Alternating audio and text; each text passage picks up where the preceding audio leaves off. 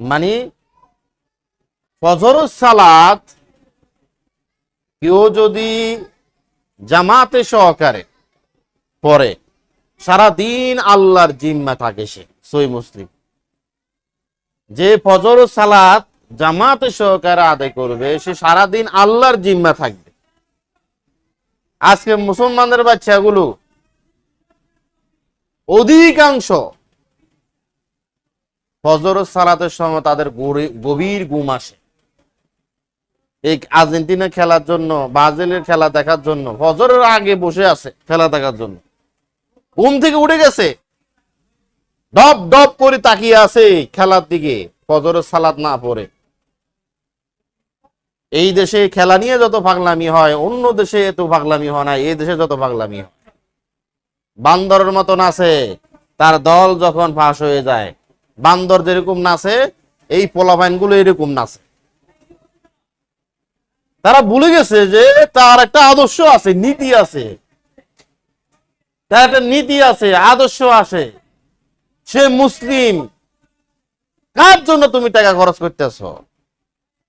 তোমার প্রতিটা টাকার হিসাব কিয়ামতের দিন আল্লাহর কাছে দিতে হবে। কার জন্য সময় ব্যয় করতেছো? প্রতিটা সময়ের হিসাব তোমাকে দিতে হবে। তুমি মুসলিম, তোমাকে আল্লাহর সামনে দাঁড়াতে হবে। আর তাদেরকে সাপোর্ট দিচ্ছে কিছু মুরব্বী টাইপের মানুষ। আশ্চর্য লাগে। দাড়ি ভাগা 70 বছর 80 বছর সেও যায় ডব ডব করে তাকিয়ে আছে। ফজরের সালাতে মসজিদে 2 জন হয় না, অথচ হাজার হাজার যুবক যুবতী গুলো একসাথে খেলা দেখতেছে ফজরের আগে। বাবা কি সুন্দর দৃশ্য। ফজরের খবর নাই, তার আদর্শ সে ভুলে গেছে। ফজরকে কোরবানি দিচ্ছে প্রতিদিন, অথচ খেলার জন্য নিজের ঘুমকে কোরবানি দিচ্ছে। খেলার জন্য নিজের ঘুমকে কোরবানি দিচ্ছে, সময়কে কোরবানি দিচ্ছে, অর্থকে কোরবানি দিয়ে দিচ্ছে এমন দলের জন্য, এমন মানুষদের জন্য যারা আল্লাহকে মানে না, রসুলকে মানে না, যারা মুসলমানদের ক্ষতি করে, যারা মুসলমানদের ক্ষতি করার জন্য সবসময় বসে আছে। তাদের জন্য অর্থ, সময় সবকিছু ব্যয় করতেছে।